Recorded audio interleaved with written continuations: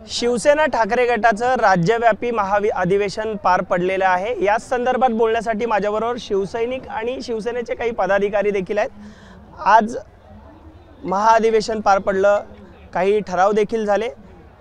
काय ऊर्जा घेऊन आता पुढे तुम्ही जाणार आहात? आज तुम्ही सगळे तर मीडिया तिकडे उपलब्ध होतेच मी तर म्हणेन, पण आज जे आम्हाला नेहमीच मिळत असते ऊर्जा, आमच्या जेवढ्या पण सभा असू द्यात की छोट्या मोठ्या मीटिंग जरी असल्या तरी शिवसैनिक या नात्याने आम्हाला जेव्हा जेव्हा आमच्या पक्षप्रमुखांचे ठाकरे साहेबांचे शब्द कानावर पडतात तेव्हा ते आमच्यामध्ये विशिष्ट ऊर्जा संचारतेच। पण काल आम्ही इथे आलेलो आहोत आणि जे आपण सोहळा पाहिलात काल तिकडे गोदावरीच्या तीरावर, त्याच्यानंतर मला तरी वाटतं एक रामराज्य आमच्या माध्यमातून म्हणजे आमच्या उद्धव बाळासाहेब ठाकरेंच्या माध्यमातून आल्याशिवाय राहणार नाही, ही ऊर्जा आज आम्हाला मिळालेली आहे। काही ठराव आज मांडले गेले, त्याचा निर्धार तुम्ही केलेला आहे। कशा प्रकारे हे ठराव मांडलेले आहेत आणि तुम्ही पुढे घेऊन जाणार आहात तो सगळा विचार?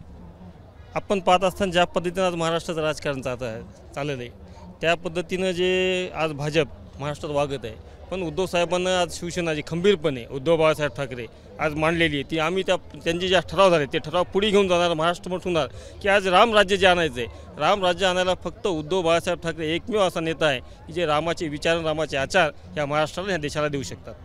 सगळ्यांमध्ये तुमच्यामध्ये उत्साह पाहायला मिळतोय, मात्र कुठेतरी उद्धव ठाकरे यांचा तोल गेलेला आहे, रावणी वृत्ती त्यांच्यामध्ये दिसते। मतदार त्यांना त्यांची जागा दाखवतील अशी प्रतिक्रिया भाजप नेते देत सुटतायत। एक शिवसैनिक म्हणून आजच्या महाअधिवेशनाबद्दल आणि भाजपच्या सगळ्या टीकेबद्दल काय म्हणाल? नक्कीच सांगेल की काल अयोध्येमध्ये राम मंदिराचं जे उद्घाटन झालं तर एक हिंदू म्हणून नक्कीच आम्हाला सगळ्यांना सर्व शिवसैनिकांना अभिमान आहे।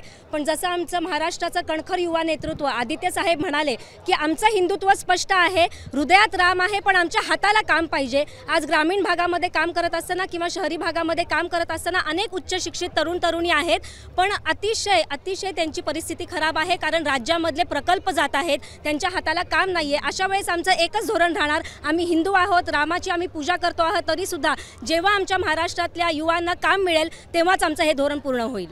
शिवसैनिकांबरोबर माझ्यासोबत युवा सेनेचे काही पदाधिकारी देखील आहेत। एक युवा म्हणून राज्यात बेरोजगारी वाढलेली आहे, त्या संदर्भातला देखील एक महत्त्वाचा ठराव आपल्या तुमच्या अधिवेशनामध्ये आज ठेवण्यात आला। एक युवा सैनिक म्हणून हा विचार ही जे आज निर्धार केलेला आहे तो कसा पुढे घेऊन जाणार? आम्ही सर्व युवामध्ये आम्ही घेऊन जाऊ की आदित्य साहेबाला आम्ही एक आदित्य साहेबाच्या पाठीमागे एकदम खंबीरपणाने पाठीमागे आहेत, जे आदित्य साहेब हे करतील आम्ही त्यांच्यासोबत आहेत। आपण पाहतोय उद्धव ठाकरे आणि आदित्य ठाकरे यांनी आज महाअधिवेशनादरम्यान जो विचार दिलेला आहे, जे निर्धार केलेले आहेत ते पुढे आम्ही घेऊन जाऊ अशी भावना प्रत्येक शिवसैनिकामध्ये आपल्याला या अधिवेशनानिमित्तानं पाहायला मिळते। कॅमेरामन अरविंद वारगेसह मी अल्पेश करकरे, एबीपी माझा, नाशिक। एबीपी माझा, उघडा डोळे बघा नीट।